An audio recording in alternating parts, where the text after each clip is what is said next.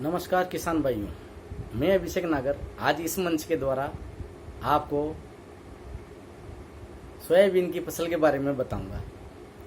आज इस मंच की जरूरत इसलिए पड़ी है कि ये कोरोना नामक महामारी जो पूरे देश में पूरे विश्व में फैली हुई है, तो आज इस ई समाधान कार्यक्रम के द्वारा मैं आप लोगों को सोयाबीन की सोइल प्रिपरेशन से लेके और इसकी सोयाबीन की हार्वेस्टिंग तक के बीच में जो कार्य किए जाते हैं उसके बारे में मैं विस्तृत जानकारी दूंगा।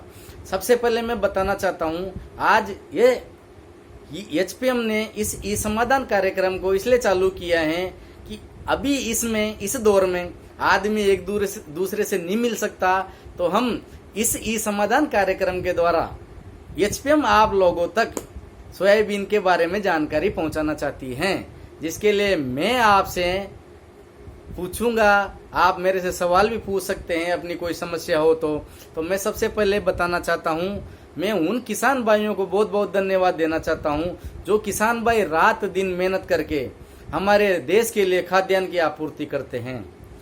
बहुत बहुत धन्यवाद उन सभी किसान भाइयों का जो सर्दी गर्मी बरसात में सारी सहने के बाद हमारे लिए खाद्यान्न की आपूर्ति करते हैं। तो सबसे पहले मैं सोयाबीन की फसल के बारे में बात करना चाहता हूँ। सोयाबीन की फसल राजस्थान और मध्य प्रदेश दो राज्यों में होने वाली मुख्य फसल है। वैसे कई राज्यों में इसकी पैदावार होती है, पर मुख्य रूप से एमपी और राजस्थान दो ऐसे राज्य हैं जिनमें इसकी सबसे ज्यादा पैदावार होती है और यह खरीफ की मुख्य फसल है। राजस्थान में मेवाड़ और हाड़ौती एरिया में मुख्य फसल खरीफ की सोयाबीन की फसल है।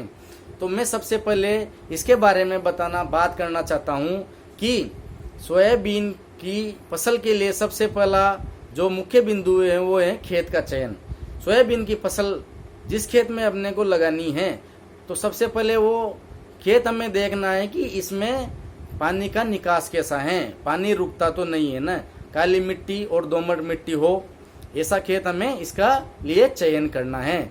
उसके बाद खेत का चयन करने में हमें एक चीज का और ध्यान रखना है, वो है मिट्टी की जांच। मिट्टी की जांच हमें उस खेत की करानी है ताकि हमें ये पता चल जाए कि इस खेत में कौन से तत्व की कमी है, ताकि हम उस खेत में उसी तत्व की सोइल एप्लीकेशन करें, ताकि हमें ये पता चल जाए कि किस तत्व की इसमें कमी है। तो सबसे पहले जो मुख्य बिंदु है वो था हमारा सोइल टेस्टिंग। दूसरा इसके बाद जो मुख्य बिंदु आता है वो है गहरी जुताई। तो हमें इस खेत में सोयाबीन की फसल लगानी है, उसमें मई के फर्स्ट वीक में गहरी जुताई कर देनी चाहिए। गहरी जुताई से हमें कई फायदे हैं। जैसे मुख्य फायदा, गहरी जुताई करने से जो नीचे की मिट्टी है वो ऊपर आ जाती है, जिससे खरपतवार की जड़ें और अनावश्यक कीट जो नीचे छुपे हुए होते हैं वो गर्मी के संपर्क में आके खत्म हो जाते हैं। और गहरी जुताई करने से पानी की बराबर नमी इस खेत में बनी रहती है। तो अब दूसरा जो बिंदु है वो है बीज का चयन। बीज के चयन में अभी जो चल रहा है इसमें दो तरह की वैरायटी है। जो एक फर्स्ट वैरायटी है 110 दिन से और 120 दिन तक की वैरायटी है। दूसरी जो वैरायटियां हैं वो है 75 से 90 दिन की वैरायटी। आजकल लोगों का ध्यान जो कम दिन की वैरायटी है जैसे 95 68 93 05 उसकी तरफ ज्यादा हुआ है। उसकी तरफ होने का कारण है कि लोग क्या करते हैं, कम दिन की वैरायटी लगाने से अगली फसल जल्दी ले लेते हैं। कई लोग क्या करते हैं, सोयाबीन की फसल जल्दी पक जाती है तो उसमें सरसों की सोविंग कर देते हैं ताकि उनको दूसरी फसल में भी फायदा मिलता है। अब आती है बारी सोयाबीन की बुआई। सोयाबीन की बुआई मानसून आने के बाद जून के लास्ट वीक में या जुलाई के फर्स्ट वीक में हमें करनी पड़ती है। जुलाई में फर्स्ट वीक में अगर सोयाबीन की बुआई हो जाती है तो अब हमें देखना है कि जुलाई में फर्स्ट वीक में हम बीज की बुआई करते हैं। तो बीज की बुआई करने से पहले हमें बीज उपचार करना चाहिए। बीज उपचार इसका फायदा क्या है? बीज उपचार करने से जिस प्रकार से हम बच्चे को जब बच्चा पैदा होता है तब उसको कई तरह के टीकाकरण कराते हैं, जिससे कि बच्चा बीमारियों से ग्रसित नहीं हो, बीमारियों से लड़ने की उसकी शक्ति बढ़ जाए। उसी प्रकार हमारी फसल में भी बीज उपचार जरूरी है। बीज उपचार करने से फसल अच्छी रहेगी, शुरू से वो बीमारियों से लड़ने की फसल की शक्ति बढ़ जाएगी। इस वजह से बीज उपचार करना बहुत जरूरी है। सोयाबीन का बीज उपचार करने के लिए एचपीएम कंपनी का एक फंगिसाइड आता है स्टप, जिसमें कार्बेंडाजिम मैनकोजेब होता है। इस स्टप से हम सोयाबीन की फसल को बीज उपचार करने के लिए 1 किलो बीज में 3 ग्राम स्टप से बीज उपचार कर सकते हैं। मतलब 1 क्विंटल बीज के लिए 300 ग्राम स्टप उपयुक्त हैं। इसके बीज उपचार करने का तरीका बहुत आसान है।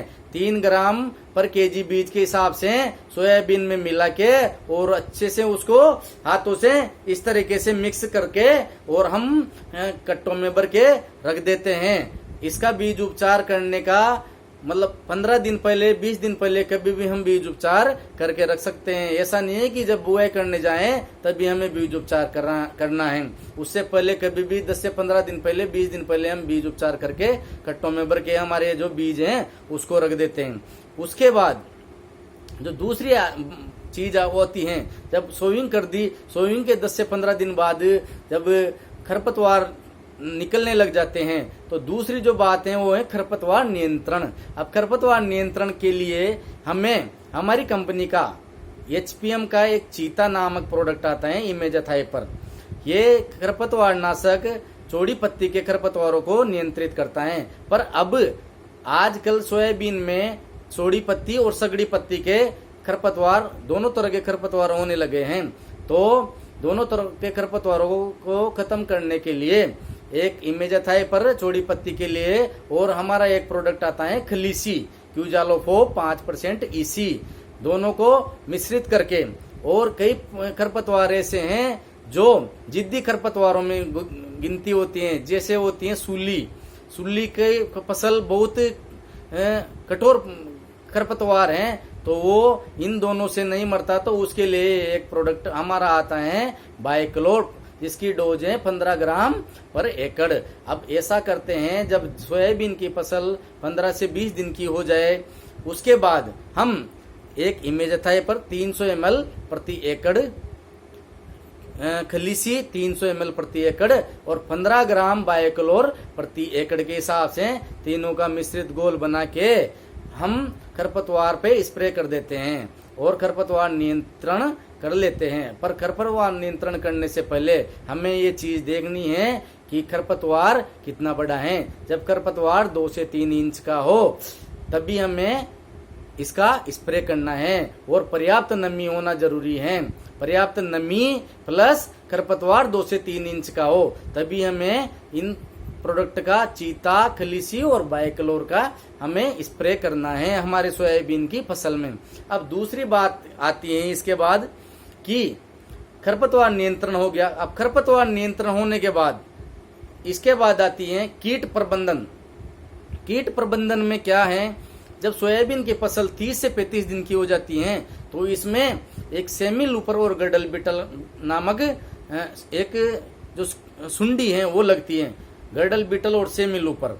अब इसका नियंत्रण के लिए हमारे जो कंपनी का प्रोडक्ट है परमिट 99, वो 300 ml प्रति एकड़ की हिसाब से हमारे सोयाबीन की फसल में स्प्रे करते हैं, जिससे कि सेमी लूपर और गर्डल बीटल नामक सुंडी का खात्मा हो जाता है। उसके बाद एक दूसरी चीज आती है सोयाबीन की गुणवत्ता और पैदावार को कैसे बढ़ाया जाए। अब सोयाबीन की गुणवत्ता और पैदावार को बढ़ाने के लिए हमारी कंपनी का एक 24 कैरेट के नाम से एक प्रोडक्ट आता है। उस 24 कैरेट के प्रयोग से हम हमारी सोयाबीन की फसल में पैदावार भी बढ़ा सकते हैं, प्लस उसके दाने की चमक और उसकी क्वालिटी दोनों चीजें हम बढ़ा सकते हैं। दोनों चीजों के बढ़ने से हमें पैदावार में भी फायदा मिलेगा, प्लस बाजार मूल्य भी अच्छा मिलेगा। तो उसके लिए हमें जब कीट प्रबंध कर लिया आपने, कीट प्रबंधन के बाद जब कीटनाशक का स्प्रे हो जाए उसके 10 से 15 दिन बाद जब सोयाबीन की फसल 40 से 45 दिन की हो जाए, जब कुछ कुछ फूल निकलने लगे, तब हमें 24 कैरेट का 300 ml प्रति एकड़ के हिसाब से हमारी सोयाबीन की फसल में एक हमारी जो कंपनी का एक एक्सपर्ट नाम से एक प्रोडक्ट आता है एमामेक्टिन बेंजोएट, उसके साथ मिक्स करके हमें इसमें सोयाबीन की फसल में स्प्रे करना है। इससे क्या होगा, एक कीट एक्सपर्ट मिलाने से कीट में लंबे समय तक फायदा मिलेगा और सोयाबीन की गुणवत्ता और इसकी जो क्वालिटी है और पैदावार है वो 24 कैरेट से बढ़ जाएगी। तो अब रही बात सोयाबीन हार्वेस्टिंग। जब सोयाबीन हार्वेस्टिंग कब, जब 70 से 75 दिन में सोयाबीन पकने की अवस्था आ जाती है। तो जब सोयाबीन मतलब पीली पड़ने लग जाए, सोयाबीन की फलियां पीली पड़ने लग जाए, तब उसकी हमें कटाई करवानी है। कटाई करवाने के 2 से 5 दिन बाद जब वो सूख जाए तब हमें उसकी हार्वेस्टिंग करवानी है। तो किसान भाइयों, मैं आज इस मंच के द्वारा आपको, एचपीएम के इस ई मंच के द्वारा आपको जो मैंने सोयाबीन की फसल के बारे में, जो सोयल प्रिपरेशन से लेकर सोयाबीन की हार्वेस्टिंग तक के बारे में जो अपन क्रियाकलाप करेंगे, जो कार्य कर रहे हैं, उसके बारे में मैंने आपको बताया है। और मैं सभी किसान भाइयों को बहुत बहुत धन्यवाद देता हूं कि सभी किसान भाई हम अपने खेत में सोयाबीन की फसल को इसी तरीके से करें ताकि अच्छी पैदावार मिल सके। अच्छी पैदावार मिलेगी तो समृद्ध किसान होगा, समृद्ध किसान होगा तो समृद्ध देश होगा। जय हिंदुस्तान, जय भारत देश, जय किसान, जय हो सभी किसान भाइयों की जय हो।